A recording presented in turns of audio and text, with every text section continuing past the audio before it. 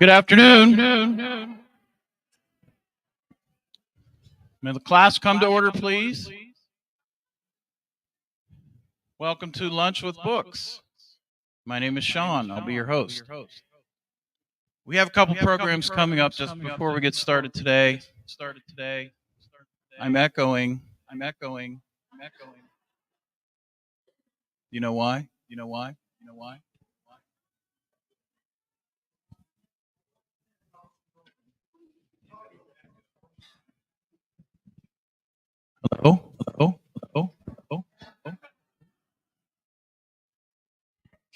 Hello? Hello. No, it's echoing. Did you leave the mic on up here? Can you check it? Can you check?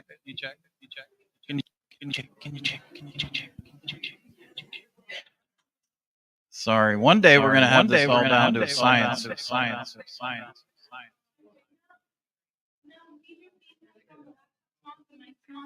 That computer's not.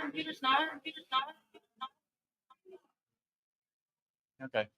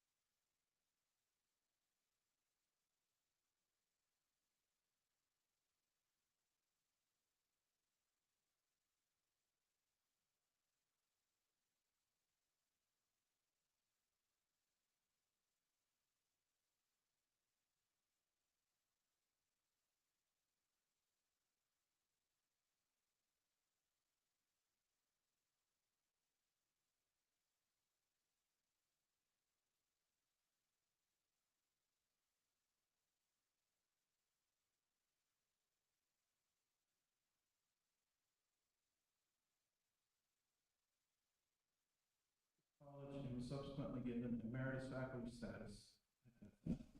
He and his wife Lynn reside in Bethany and are the parents of two children, William and Carissa.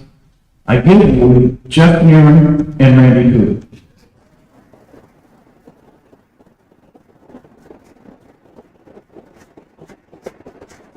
Is this good? It should be, yeah. Okay, can you hear it? You should light up. What's on? Look it up. I think we're on. Hey, good afternoon, everyone. Wanted to thank Sean and his staff for inviting us to present the history of Cooey-Bentz Company. It's certainly our pleasure to be here. Lunch with books. Well, if you have lunch with books, you better have books. Well, we have books. We have the Saga of South Wheeling, and we have an editor and writer representing the South Wheeling Preservation Alliance, Ginger Kabbalah, and brother John Bird. You want to work Ginger and they're right up front. They have absolutely, you talk about a labor of love. This has everything you wanted to know about South Wheeling, but we're afraid to ask.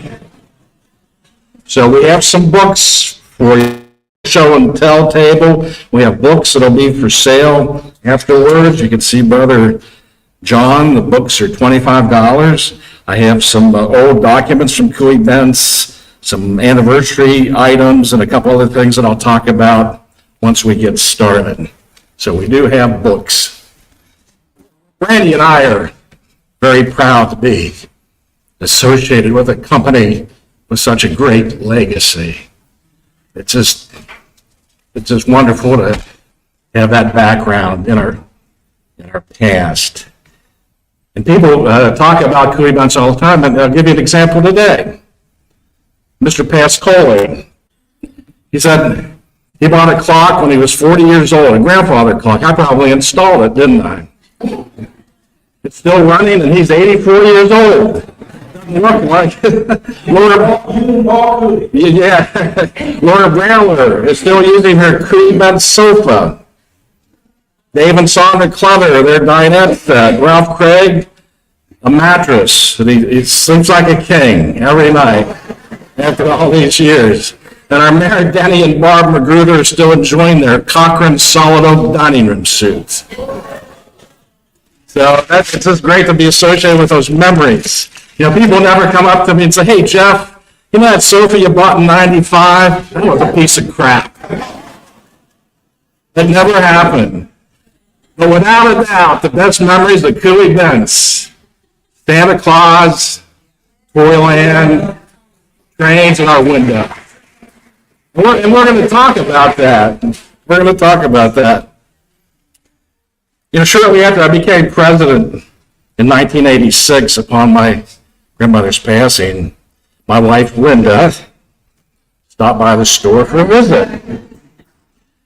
We were standing on the mezzanine. My office was on the mezzanine, and we're overlooking the first floor with all the customers buying furniture. And I said to her, I said, Linda, in your wildest dreams, did you ever think I would be president of such an iconic company? And she looked at me and said, honey, you have never been in my wildest dreams.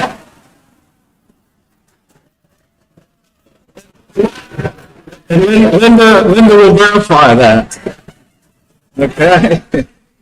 Okay, we're founded in 1897. That's 102 years. We had 60 minutes to talk about it. So I'm going to turn the program over to Randy, and he's going to discuss the economic, cultural, and political environment that was prevalent during the days of Cooey-Bentz Company. So Randy, come on up.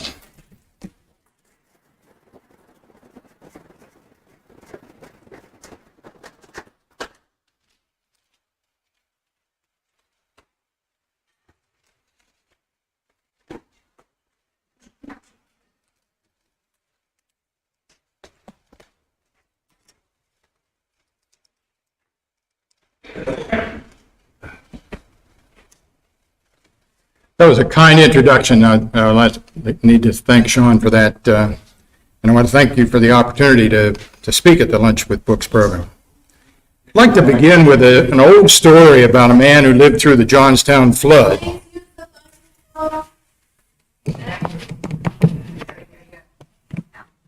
Like to begin, is that better? Like to begin with an old story about a man who lived through the Johnstown flood. That flood was the greatest event that ever happened to him, and he told everyone about the events of the day, every place he went, the rest of his life. Eventually he died and went to heaven, and St. Peter one day saw him sitting on a bench looking dejected. So St. Peter wanted to know what the problem was. The man responded by saying that he didn't have anyone to talk to about the Johnstown flood. So St. Peter said, you think about what you want to say, and I'll get an audience together for you tomorrow night. The next night came, St. Peter asked him if he knew what he wanted to say, and he said yes. He says, come on, I'll introduce you. On the way to the podium, St. Peter said, I just want you to know Noah is in the audience. Now, I can identify with a man who lived through the Johnstown flood, since I was just told that the members of the South Wheeling Preservation Alliance, Wheeling Heritage Foundation, the Ritchie Town Renaissance Group, the library research staff are in the audience, and I suspect all of those people know about the subject at hand than I do. As Mr. Duffy explained, I was vice president and member of the board, but I never worked at the store on a full-time basis. As such, we decided that the vision of labor we should have would be that I would talk about uncontrollable external variables, cultural and economic variables, that influence the development of the store. And Jeff would talk a little bit about the internal variables, controllable variables that influence the store. I should note that half the marketing battle is adapting to the uncontrollable external variables. I will start with the cultural variables. South Wheeling in the late 1800s was a melting pot of a huge influx of immigrants from a number of different countries in Europe, including Ireland, Germany, Poland, Greece, Italy, Ukraine, Croatia, Slovakia, all of which had different cultural values. Moreover, members of those different cultures often did not mix well with each other, and that presented a problem for retailers. To be successful at marketing, after our market segment, you have to understand the cultural values of that segment and design a marketing strategy consistent with those cultural values. At a minimum, the product mix you have cannot be running counter or be too disruptive of the cultural values. One does not have to practice the cultural values, but you have to understand them and respect them. In our case, that meant having a number of employees with different backgrounds, so the consumers with different cultural backgrounds could identify with them. It meant offering different style goods other than those goods that we would prefer. It meant offering colors that we wouldn't prefer. It meant creating creative advertising that welcomed everyone. That is hard to do. And we had to be careful about the background of the advertising so that we didn't send an unintended message. To take an extreme textbook example, if you were selling sewing machines to a member of the Taliban in Afghanistan, you would not get very far by explaining that the machine would make things easier for his wife. On the other hand, you might get a sale if you explained that the machine would make his wife more productive. If you were selling that machine in the U.S., you need to be aware that women buy most of the goods sold in retail markets, including men's clothing. So your retail environment would have to be attractive, comfortable, and friendly to women. In that case, an appeal that the machine would make things easier might be advantageous. To re-emphasize this issue, there was a famous marketing case about Mattel Toy Company that illustrates the importance of paying attention to cultural values even for Christmas Toyland at Cooey-Bentz Company. We should note that children change their minds very quickly about the toys that they prefer. And it's hard to predict a year in advance what toys are going to be successful at the next Christmas season. Yet you need about 9 months lead time from production, distribution, and display of toys to be sold at Christmas. We in fact sold some of Mattel's toys in the mid-1950s in Toyland. At that time, about 1958, Elliot and Ruth Handler, who worked at Mattel Toys, were vacationing in Paris, and at one point went into a small shop and came across a rather sexy doll named Lil. Elliot said that if he bought the doll, he could cancel his subscription to Playboy magazine. The couple bought the doll and took it back to Mattel, where they created a new version of the doll called Barbie, and tried to market it to Sears to put in Sears' Christmas catalog with no luck. Now, you probably remember that baby dolls at that point in time had pudgy heads, pudgy arms, pudgy bodies, pudgy legs. And Sears was not about to put that sexy doll in their catalog and send it across the country to homes throughout the States. Cooey-Bentz Company did not market it. They marketed pudgy dolls, but did not market Barbie either. Then in 1960, a cultural change occurred, led by the baby boomers, those people born between 1945 and 1965. The baby boomers started to rebel against everything. They rebelled against the Vietnam War. Hell no, I won't go. They rebelled against politics, disrupting the 1968 Democratic National Convention. They rebelled against the environmental pollution. The hippies, yippies, and flower children rebelled against hair length. They rebelled against traditional clothing with tie-dyed T-shirts. They rebelled against traditional religious values. They rebelled against traditional music at Woodstock. They rebelled against drug culture with acid and LSD. And they rebelled against traditional sexual values Barbie was in. Sears put Barbie in their catalog, and Cooey-Bentz Company sold Barbie at Toyland. In 1970, the women's liberation movement was in full swing, as was illustrated by, and that affected Barbie, as illustrated by her active lifestyle and accessory equipment, a dune buggy and jet skis. By 1980, women had entered the labor force. Barbie had a nurse's uniform. In late 80s, women were in the military, and Barbie had a soldier's uniform. In the 1990s, Women's National Basketball Association was formed, and Barbie had a basketball uniform. On Valentine's Day 2004, Barbie dumped Kim for a hip-hop Australian boogie boarder named Blaine. More recently, Barbie got a tattoo. Now, most toys don't last 70 years, but Mattel made no changes in the doll until they became a cultural fact of life. My point is that marketing managers have to be aware of even small changes in the segments that they are serving. Fortunately, most cultural changes tend to change slowly over time, which gives managers time to recognize the changes and adjust to them. Now let me turn to the external economic environment of South Wheeling, which was an exceptionally good environment for Cooey-Bentz Company from its inception in 1887 to about 1970. Economic growth in South Wheeling started with the transition of the United States economy from an agrarian economy to a manufacturing-oriented economy. Around the turn of the century in 1900, about 50% of the labor force was employed in the agricultural sector. That was down from 80 to 90% in the 1800s, and it's now down to about 4%. And at this point, we have enough food left over to feed ourselves and export. There was a transition from, the agriculture sector was transitioning from a labor-intensive culture to a capital-intensive product. That transition freed up an affordable supply of labor to be used for the production of a lot of manufactured goods.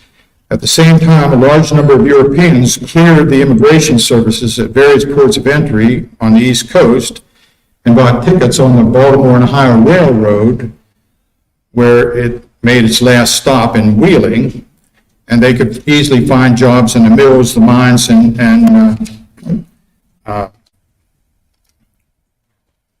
factories.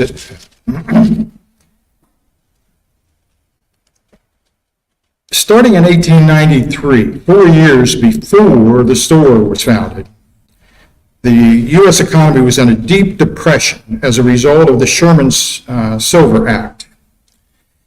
That act required the government to purchase 4.5 million ounces of silver every month and maintain a constant price between silver and gold. That caused silver mines to flourish. It also caused Gresham's Law to take place. Gresham's Law states that bad money will drive good money out of circulation. The supply of silver exploded, which caused everyone to hoard their gold and get rid of the silver by spending it. Most individuals thought that gold was scarce and it would hold its value. That caused everyone to trade their silver into the treasury for gold. The treasury, however, did not have enough gold to buy all that silver back at the required price. That created a panic. Silver mines closed, miners were laid off, banks closed, major railways closed, and a recovery did not occur until 1887 to 1889. The store was started in 1887. At the turn of the century, the development of the light bulb by Thomas Edison and the telephone by Alexander Graham Bell fostered growth in the national economy. In addition, Ransom Olds created the first mass production line for automobiles, the Oldsmobile, in 1901. Henry Ford followed suit in 1913 with the Model T Ford. Locally, the new immigrants, including entrepreneurs, brought a lot of creative talent and highly trained skills to South Wheeling. Entrepreneurs are people with special talents. They recognize market needs and opportunities. They organize business activities by getting banks and people with financial resources together with people that have product development skills, marketing skills, sales skills, advertising skills, and they are also willing to take risk, usually with someone else's money. Artisans, craftsmen, inventors, and other creative people often are just satisfied with getting credit for their creations. Entrepreneurs turn those creations into profitable businesses. South Wheeling in the late 1800s was fortunate to have a number of good supply, I guess, of entrepreneurs and creative people. In the late 1800s, Wheeling also had railroads, barge traffic, and the National Road, which opened up more distant markets. Those entrepreneurs in South Wheeling created an impressive list of firms, including the Schmulbach Brewery, producing over 200 barrels of beer a year. Wheeling Steel was the third largest steel mill in the country, ultimately, with 17,000 employees, probably 2,000 to 3,000 employees around the Bedouin blast furnace. The Benwood coal mine employed about 123, 125 employees per shift. The Benwood Bank, Ed Cooey was on the board of directors of the bank, was a major institution in South Wheeling. The LaBelle Cut Nail Works, one report said that 400 employees worked there in 1874, another said 900 employees worked there in 1875. The Wheeling Tile Company with a national market, Block Brothers Tobacco Company with an international market, Hobbs Brockinghire and Northwood Glass Works, one time the largest glass works in the country, McConnell Box and Barrel Company, the breweries needed barrels, Wheeling Milling and Grain Company, the breweries needed grain, the Wheats Tannery and Wheats Pottery Company, United Brewery Company turned into a mash company. All of those companies created a prosperous and growth-oriented South Wheeling. Steel, cut nails, glass, pottery, tile, matches, tannery products, milled grain were, for the most part, exported and sold in markets outside of Wheeling. Those firms created an injection of cash into the Wheeling economy that caused more growth and increased employment. that growth of lucrative breweries and box companies and barrel companies in South Wheeling also increased the circulation of money within the local economy. The economist's concept of the income multiplier was working. One person earned some income, saved a little, spent the rest. That spending became income to someone else. They saved a little, spent the rest. That becomes income to someone else. They saved a little and spent the rest, and so on. There was also a reciprocal multiplier working. When South Wheeling firms sold goods outside of the local economy, money flowed into South Wheeling. That caused an increase in employment. People in Wheeling, in turn, spent some of that money on imports from the rest of the economy, creating income in those areas. Consumers in those areas then bought more goods from South Wheeling. The reciprocal cycle would continue for a number of successive rounds until a new equilibrium would occur. The beauty of that process is that both areas prospered.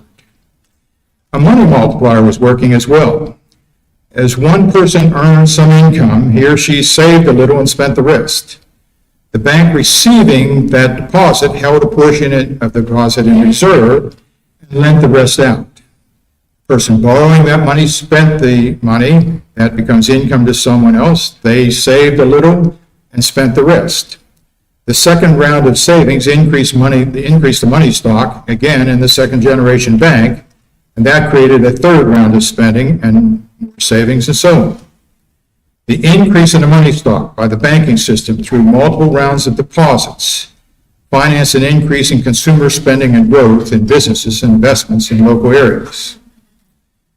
Given two recessions, one in 1916 because of World War I, World War I shut off all exports abroad, and that created that recession. And in 1921, when the war was over, there was a substantial reduction in the amount of government spending. That created an 18% reduction in inflation. It created a deflation. That's a problem. When retail prices go down by 18%, retailers cannot then pay for the goods that they have already purchased at higher prices, putting them out of business. In 1919, the influenza panic created a problem. The store in South Wheeling, however, survived and continued to grow. A major driver of that growth was spending for World War I. In the roaring 1920s, the economy again expanded rapidly, in part because of protective tariffs and the development of newfangled products, including radios, refrigerators, and washing machines, all of which Cooey-Bentz Company sold. The building cycle also turned up, creating a need for furniture. In 1920, the Reichert's Furniture Store was founded as a new competitor. Stone & Thomas had been in operation since 1848, and Sears Roebuck was founded in 1893. The economy, however, was growing fast enough to easily support the Cooey-Bentz Company as well as those competitors. The free market flourished, and Cooey-Bentz Company furniture sales grew along with it. Ultimately, the company had 28 employees in the mid-1920s, started with 3. Next, the Depression came. The economy already turned down in 1929 as a result of a cut in government spending. Then the stock market crashed, and that was followed by a tight monetary policy by the Federal Reserve banks. They ultimately closed the banks in 1933. All of that caused the Great Depression to set in. Yet in 1937, employment at Cooey-Bentz Company grew to 47 employees. Government spending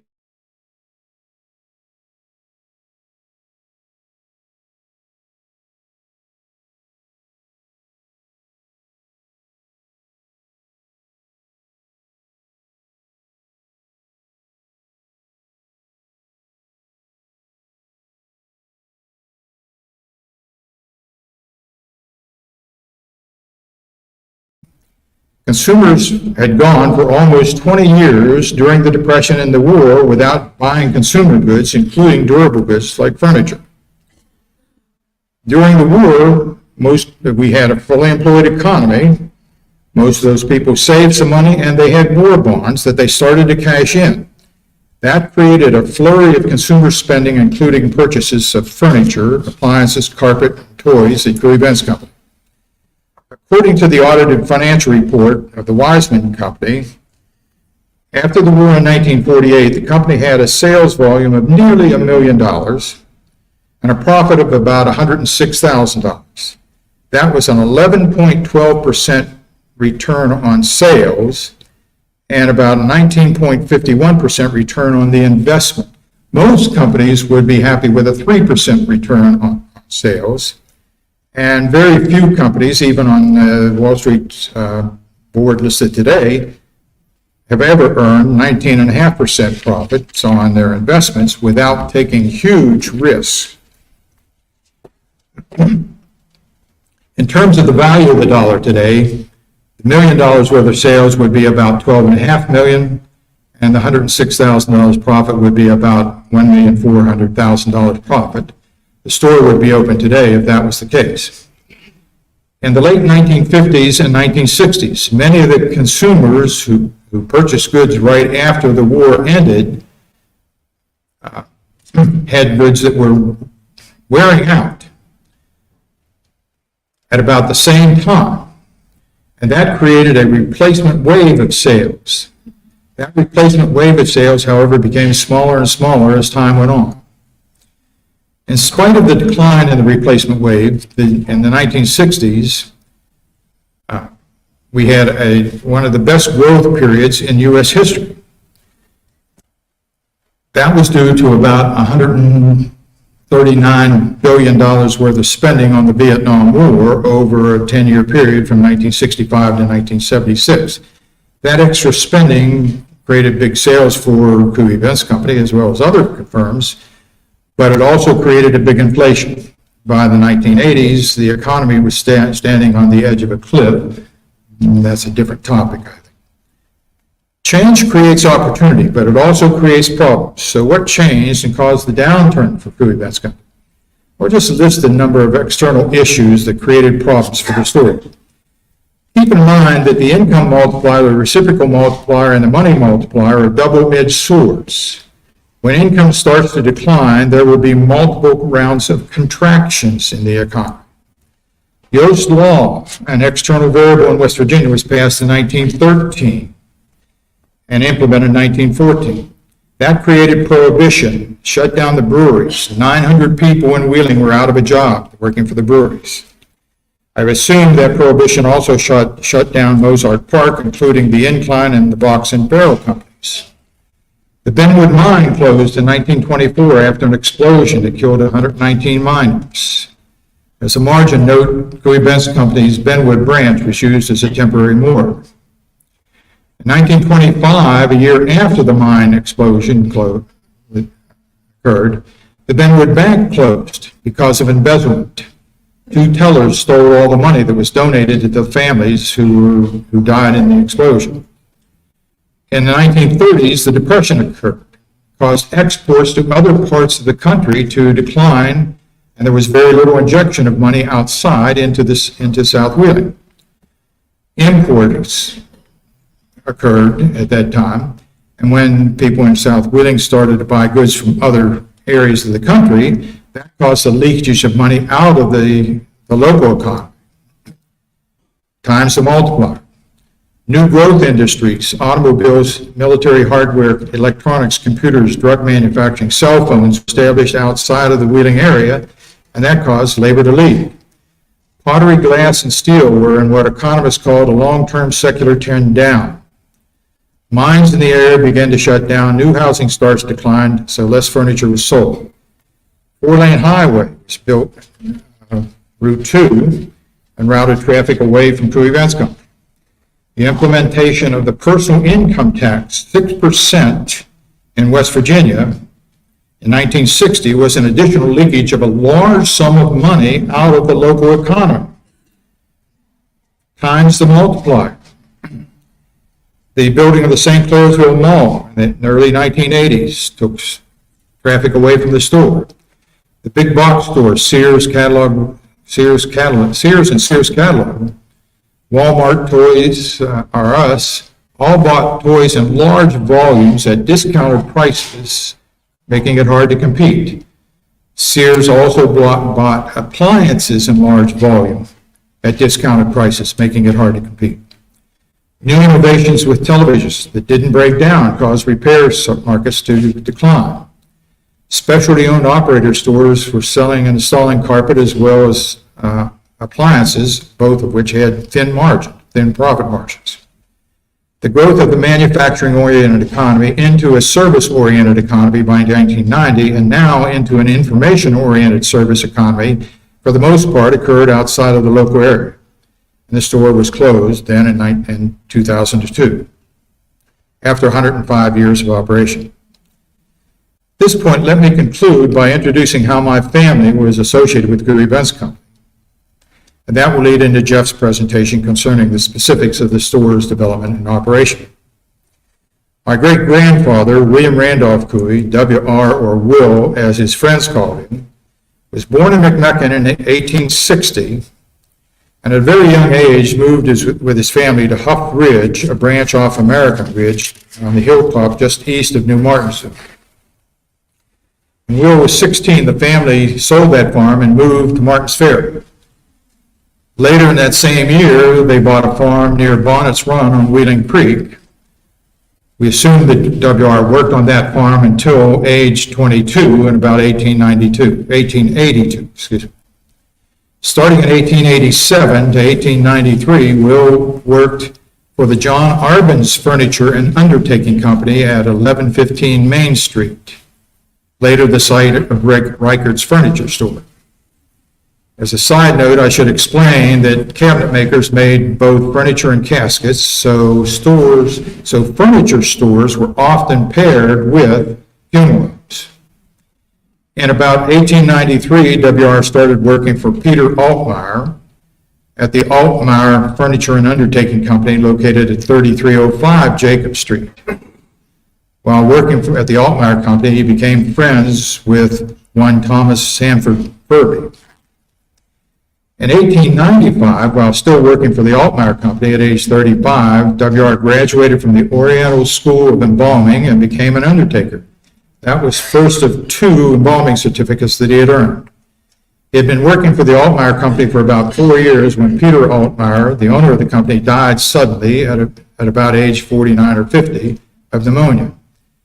Mrs. Altmaier closed the store and sold the inventory to W.R. Thomas Furby and Herman Bentz for about $1,000 in 1887. The new Cooey-Bentz Company was located on the north corner of 36th Street. You know that location as the former Kepner funeral. The Altmaier building at 33rd Street was either rented or sold. On a personal level, W.R. was a staunch Democrat. He, in fact, was a good friend, travel mate, and financial supporter of then U.S. Senator and late Governor Matthew Neely. I should also note that he helped finance a number of entrepreneurs in South Wheeling. He was also a 32nd degree Mason. 2 of Will's sons, Walter Earl Everett Cooey, my grandfather, and Edward Cooey, along with 2 grandsons, including my uncle, Paul Everett Cooey, and my father, Bill, William Earl Cooey, worked full-time at the store. My father was born on this date in 1914, so I will end by wishing him a happy birthday. I hope that I did not embarrass him too much.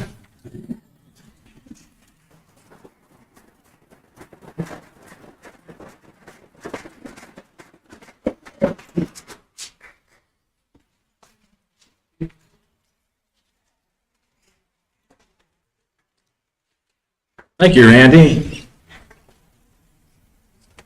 Make a good tag team today. I want to talk about my side of the family. Herman was my great-great-uncle. Herman never married, so we didn't have much legacy from my end. He had 2 nieces.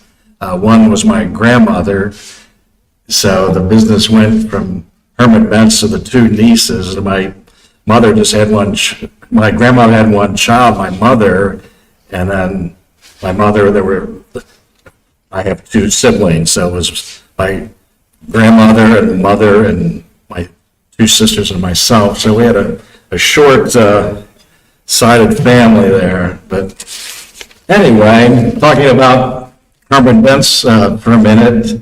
He was born in 1877. He had one brother and two sisters. He was a Mason also. He was a Democrat. He was on the board of the Southside Bank and Trust Company.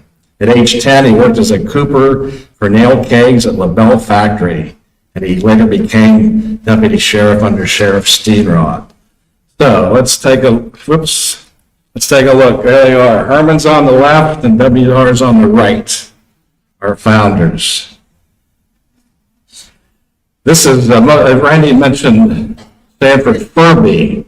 This is an ad that from November 1897, Cooey, Furby, and Bentz. Many people did not know about Mr. Furby, who was born in Wetzel County. He came to Wheeling in 1892 and worked in the embalming and furniture business with P.J. Altmaier. After Altmaier's death, he joined the Cooey-Bentz firm, and the three of them were partners. But he sold out early to Herman and W.R. Cooey. Randy mentioned when the company started in 1897.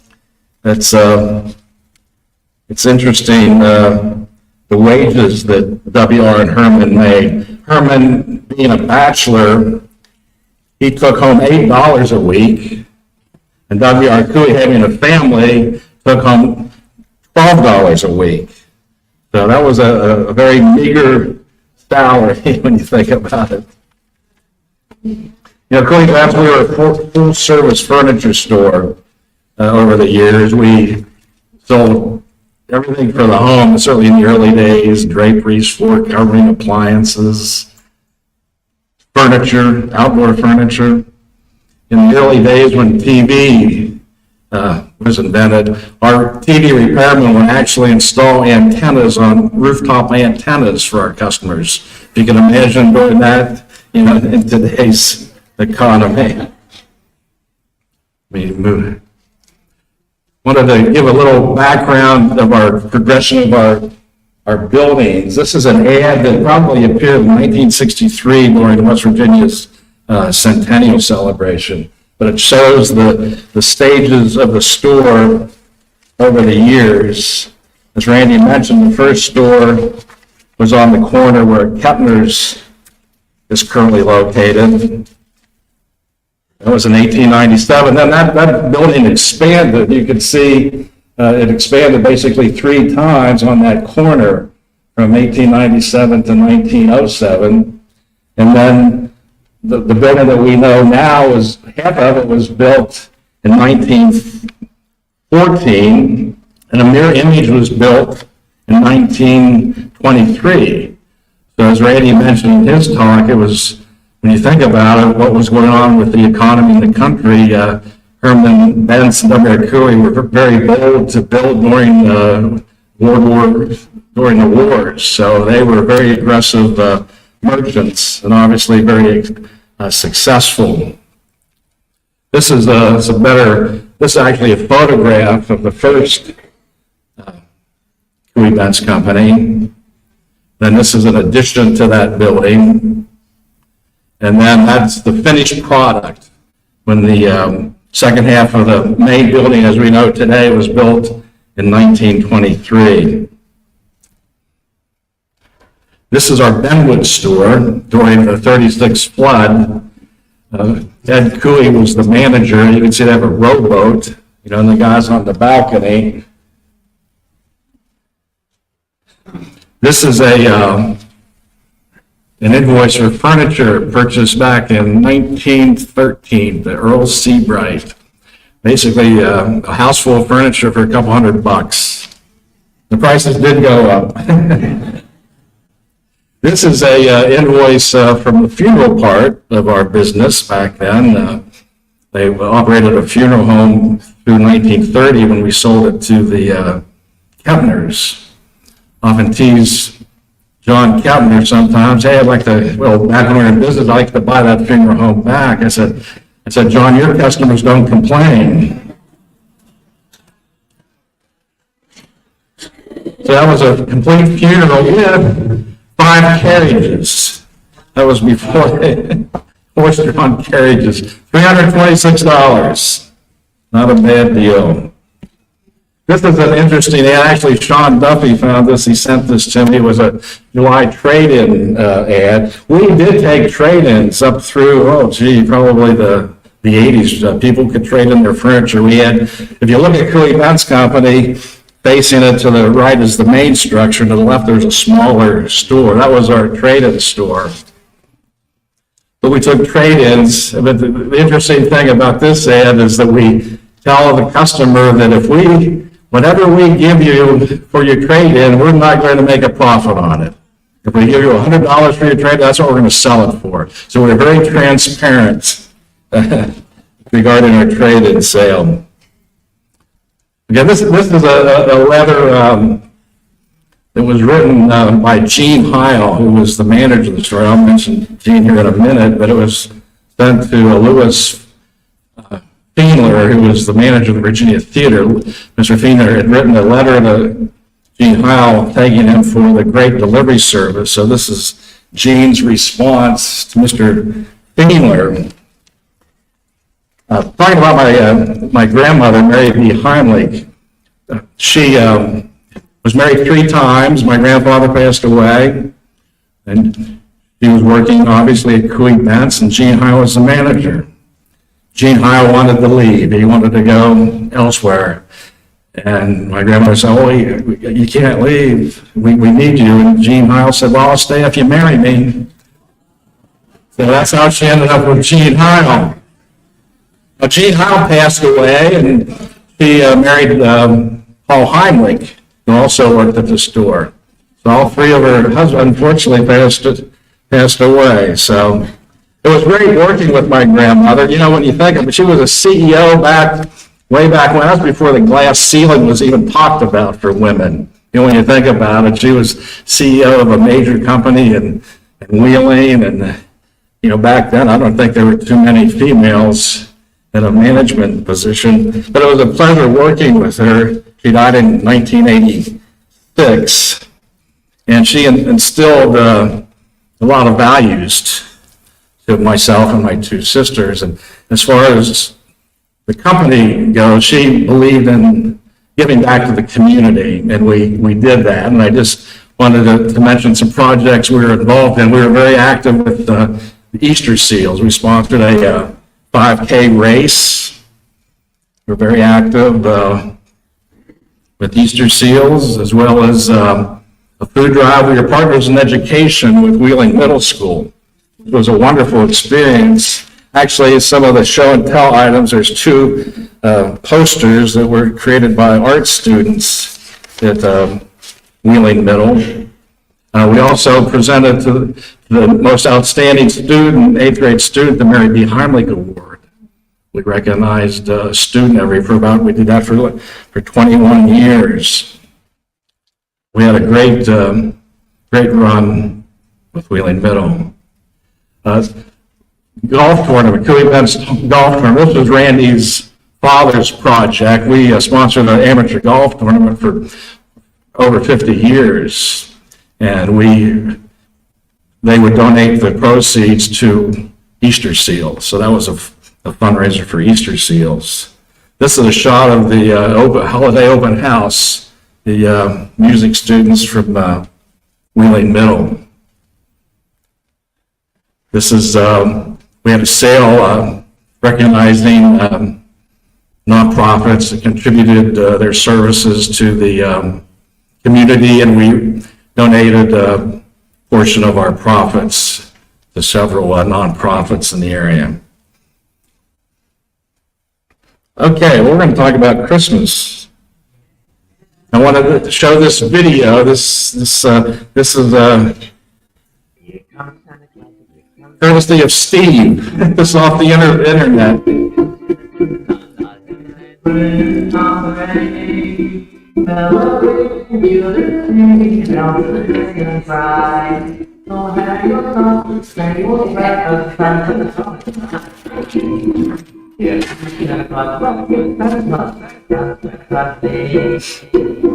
Here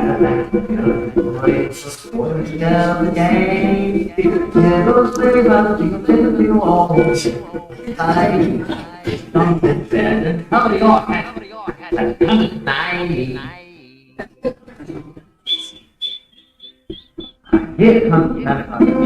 Santa Claus day.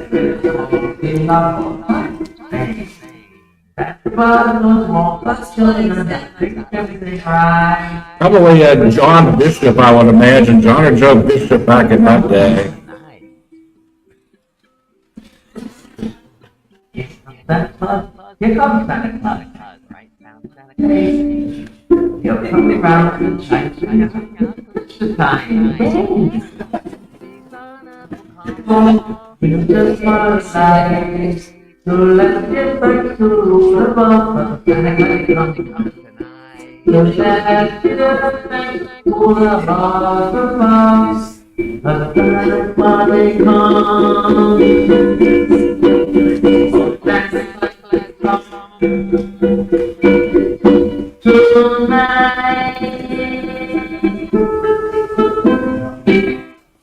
How about,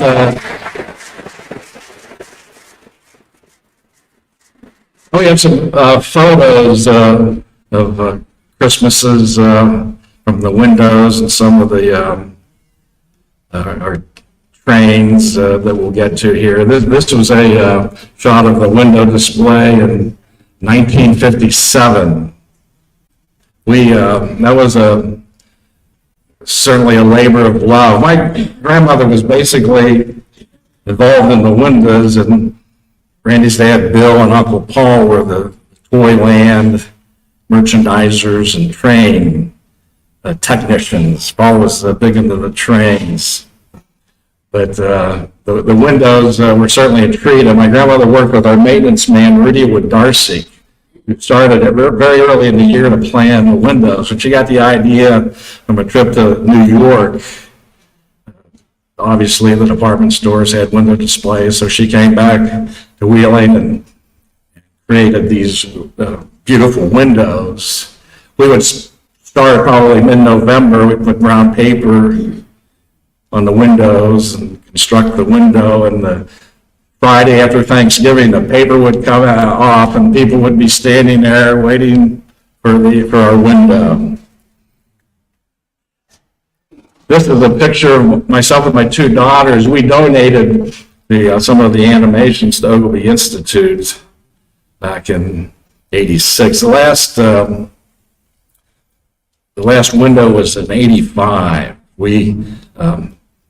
After Rudy passed away, we tried to do it ourselves and it just didn't work. So George Cregan in Steubenville, we contracted with him and he did our windows. But Toyland probably finished up around 1980, but we did maintain the windows for about 6 or 7 years. This is a picture of the jolly old elf himself. Of course, Santa was the real Santa, you know. Everybody else, they were just helpers. So, and it was a huge advantage having Santa on the family payroll. As a believer of Santa, of course I was probably at the store all the time, but when I walked in and Santa called me by my first name, I knew I was in. Santa knew you by your first name. You're getting everything on your list.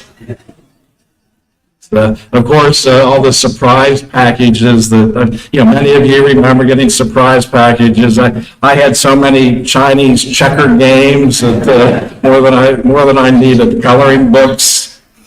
So that was a fun time for sure. This is one of the windows. It looks like a top shot and a bottom shot, but you can see one of the reindeers quarantined for some reason was the theme of that window. And Santa had a jalopy this year. He didn't have a sled. So, and I don't know when that window occurred. Okay, this is a window. You can see the sled and the reindeer suspended from the ceiling, and Down below is the city of Wheeling. That's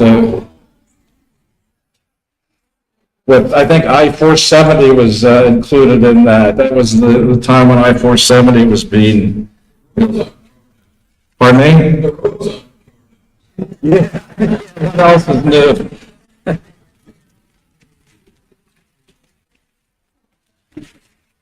Okay, then this is a favorite. That's the train display.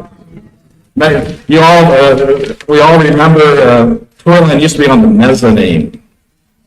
And when you'd go up there as an adult, you wonder how we ever got all that stuff up there. But it was a magical place when you were a little kid.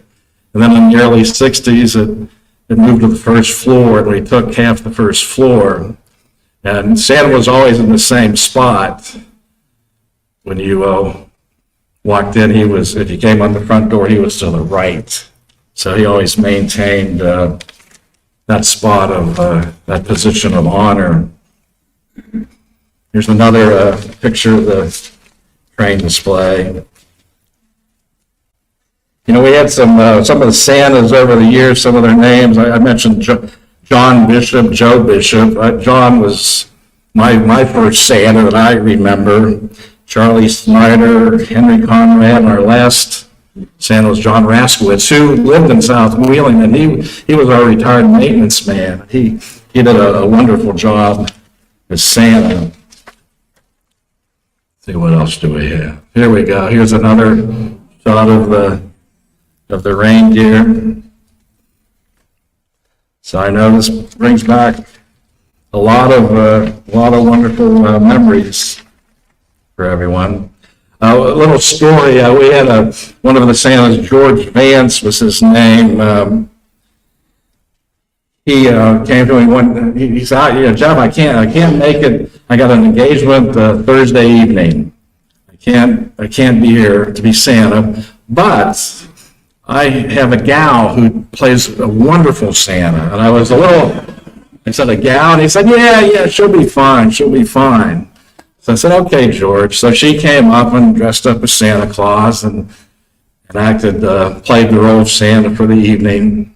The next day, we opened the store at 9:30. At 9:30, a call came in, wanted to speak to the manager. I got the call, and they said, I heard you had a female Santa. Well, that was the end of that. I have a bad reputation, female Santa. You know, we, as far as being in the Christmas business, it started back in the 20s, and Cooey-Bentz had a radio show on WWBA. And actually, just a side note, Cooey-Bentz was the first paid advertiser on WWBA. And then later we had the TV show on Channel 7, if you recall. And some of these names may mean something to some of the folks, but I remember Wes Manley was the personality that played Santa, and then later on, Pat Gaughan played Santa.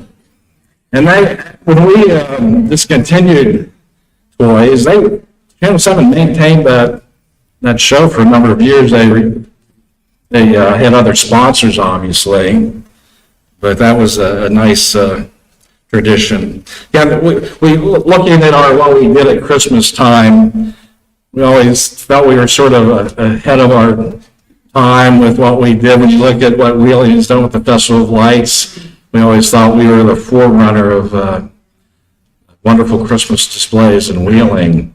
If you ever watch the movie A Christmas Story that's on 24 hours at Christmas time, the department store windows, when I watch that movie, I always think of the store.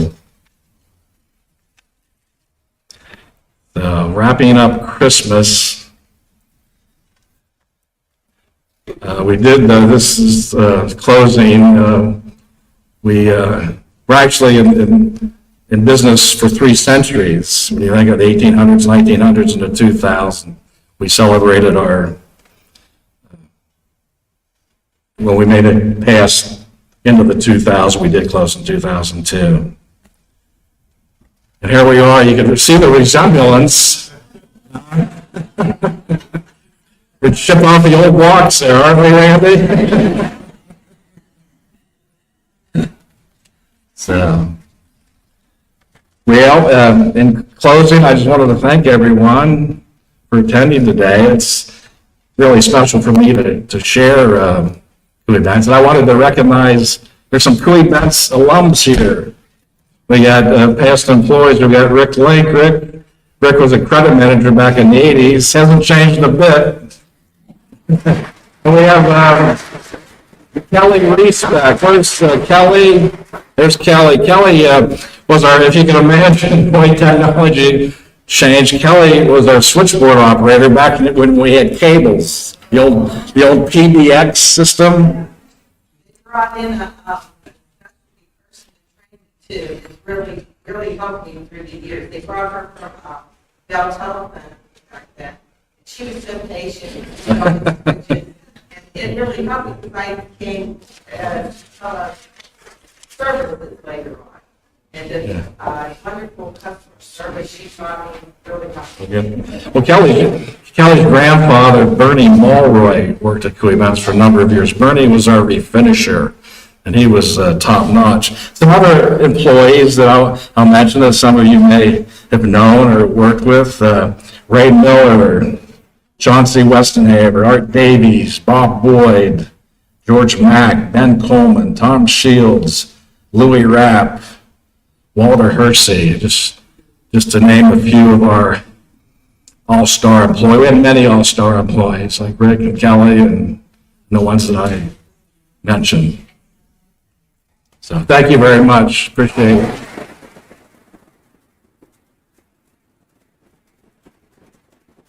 Don't forget that we have the South Wheeling books. If you're interested, Brother John's here in the front. $25.